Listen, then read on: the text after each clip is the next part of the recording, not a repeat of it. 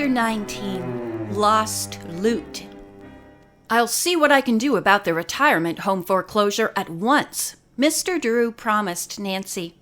"Suppose you go over to Thirston's and see how they're making out. I'll call you there." Nancy turned to Mrs. Sutton and told her she hoped to have good news in a short time. "Try not to worry," she begged her. Nancy, Bess, and George said goodbye and set off for the farm. Upon arriving, they rang the front doorbell.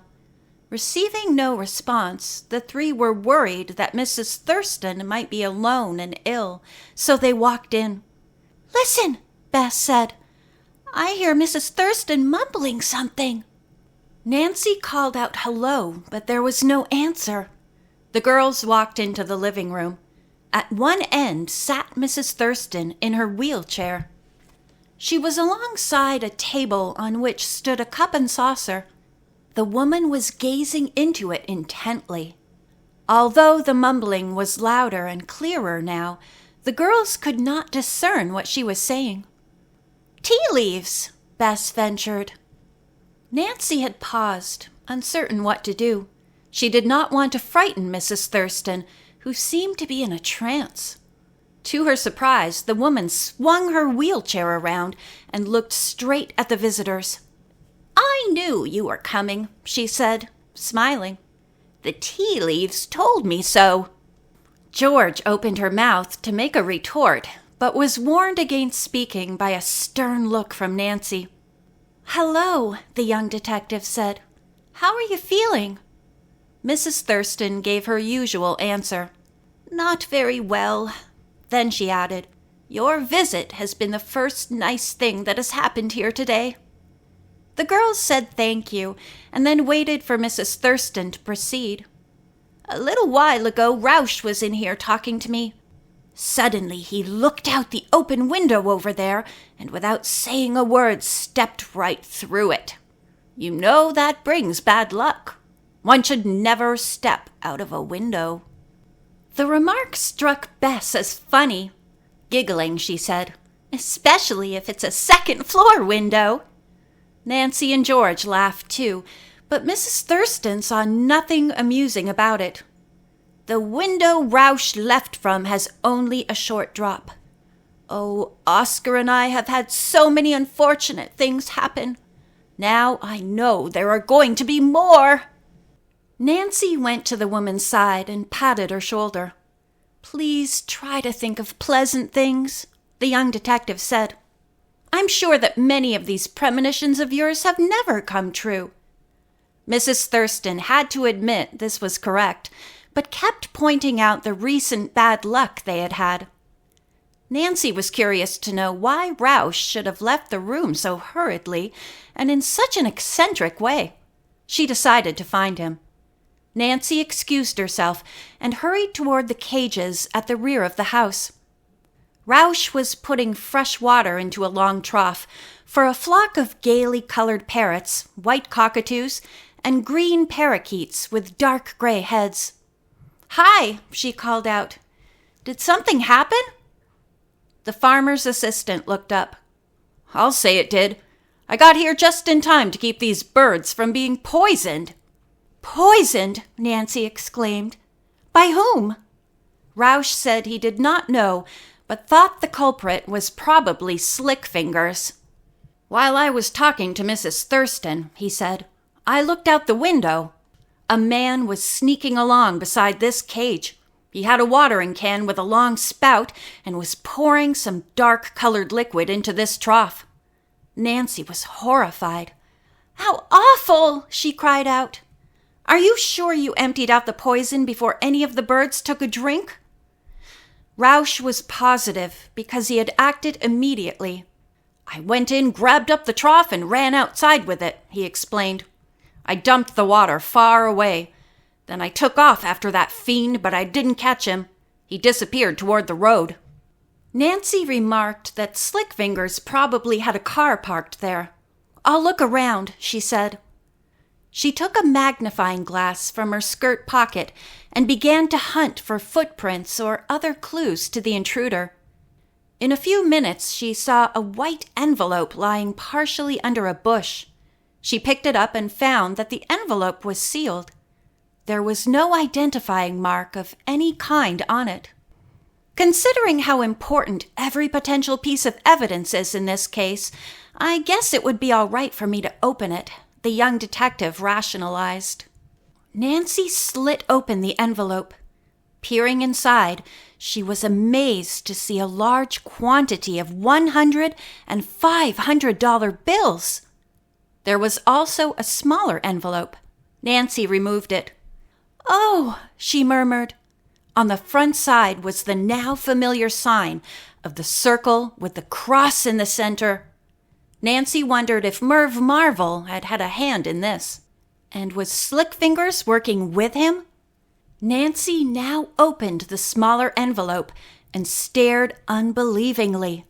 Inside lay several rings set with gorgeous gems.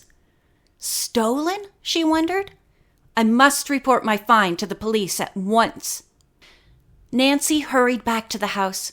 Roush was not in sight, so she could not tell him about the amazing discovery.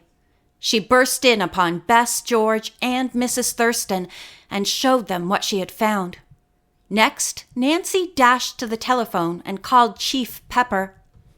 The officer was thunderstruck by her report and started to praise the young detective. With a quick thank you, she went on. "Don't you think that the person who dropped the envelope will return to hunt for it?" "No doubt about it. I'll send some men out there to capture him." Chief Pepper requested Nancy to go at once to the spot where she had found the envelope and lay the large one, empty, back in place. "Are you planning to stay at the farm?" he asked. "At least until my father phones, but—" After a pause, she went on. "If it's all right, we'd like to see you catch Slick Fingers or anyone else who comes for the envelope." "After you put it back, please stay in the house," the chief said firmly. "If anyone comes to call, keep him there. If we nab the suspect, we'll blow a whistle. Then you can come out." Nancy ran to place the envelope near the bush, then dashed back to the house. When she relayed Chief Pepper's instructions to Bess, George, and Mrs. Thirston, she was surprised that the woman reacted so calmly to the tense situation. Bess motioned for Nancy to come out to the kitchen. When the two girls reached it, she said excitedly, "I think George and I have talked Mrs. Thirston out of her superstitions and beliefs in omens and jinxes." Nancy smiled. "If you've done that, you're both wonders. I guess our visits have had a good effect on her after all." She returned to the living room, and the longer she talked with Mrs. Thirston, the more she became convinced that indeed Bess and George had accomplished a miracle. Mrs. Thirston joked and laughed and seemed genuinely excited over the thought of a thief being caught on their property, and she showed no anxiety about his presence. A short while later, Oscar returned from an interview with Mr. Drew. He said Nancy's father had gathered important information from papers Mr. Thirston had forgotten about. They would greatly help his case against the high-rise company. When he finished telling the others, the bird owner suddenly turned to his wife. She smiled at him and said, "Oscar, these girls have been a blessing in disguise to us. See how I've changed? I'm not worried anymore." Oscar looked sober for a moment. Then he beamed, crossed the room, and kissed his wife fervently. "Thank goodness," he said. The girls discreetly left the room and went to the kitchen to prepare some food. Later, while the group was eating, Mr. Drew called. "Good news! I was able to get a postponement on that retirement home foreclosure." "Great," said Nancy. She told him about the envelope she had found with the symbol on it, and of Roush's suspicion that Slick Fingers had tried to poison the parrots and other birds in the same cage. "I certainly hope the thief returns and the police catch him," the lawyer said. "And now I have some interesting news for you, Nancy. Ned phoned me to say that he, Bert, and Dave have already uncovered several questionable practices that are being carried on by the high-rise construction company. They have been talking to employees. The boys are going to stay a while longer and see what else they can learn." Before Nancy could comment, she heard a shrill police whistle. "Dad, I must go. Chief Pepper's men are here. They must have captured the thief." She hurriedly said goodbye and rejoined Bess and George. The three girls, followed by Oscar, dashed off to the area where Nancy had found the telltale envelope. When they reached it, the suspect was surrounded by 4 officers. He was indeed Slickfingers, who was proclaiming loudly that he knew nothing about the envelope, that he was merely hiking through the woods. When the girls ran up to him, Nancy pulled out the evidence which she had kept in a pocket. One of the officers identified the jewelry as a recent theft from a local store. "I didn't steal it," Slickfingers shouted, but when he saw the money, he became emotional and exclaimed, "That's mine! Give it back!" The police stared at him. "I guess that's enough of a confession," one of them said. "Come along." The parolee did not move. Instead, he looked directly at Nancy. Then, acting like a wild man, he screamed and yelled at her. "You're responsible for all my bad luck. You ought to be locked up. You're nothing but a troublemaker. I hate you."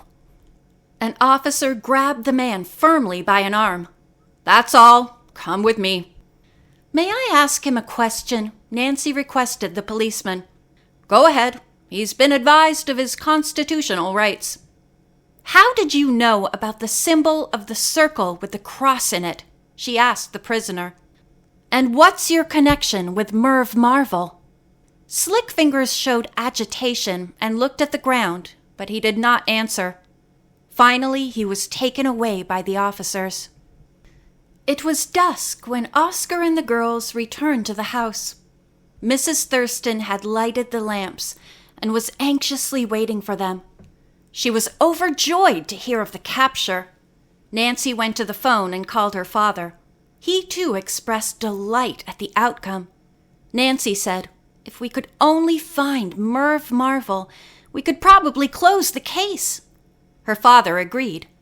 Nancy said she had a hunch the dancer might pay a visit to the farm. Mr. Wright may even send him here to carry on Slickfinger's work. After she had finished talking with her father, Nancy mentioned this to Oscar. He begged the girls to stay there in case Merv Marvel should show up. As they went outside with him to feed the birds, Cammy returned and was told of Slickfinger's capture. "I am glad," she said. "Did he confess to stealing the wryneck from the museum?" Nancy told her that the man had not. After the chores were finished, they all went back into the house. Bess and George thought perhaps the girls should leave, but again Oscar prevailed upon them to stay longer. Marking time made Nancy fidgety. Finally, to calm her nervousness, she went outside to walk around. As she neared the bird enclosures, she saw a tall, slim man sneaking along close to the rear of one cage. Impulsively, she dashed after him. "What do you think you're doing?" she demanded. He whirled, surprised. "Who are you?" Nancy asked firmly. He gave an odd smile. "My name is Merv Marvel," he said softly. The next moment he swooped her up in his arms and held a hand over her mouth so she could not scream. Taking great leaps, he carried the helpless girl away from the Thirston farm. End of chapter 19.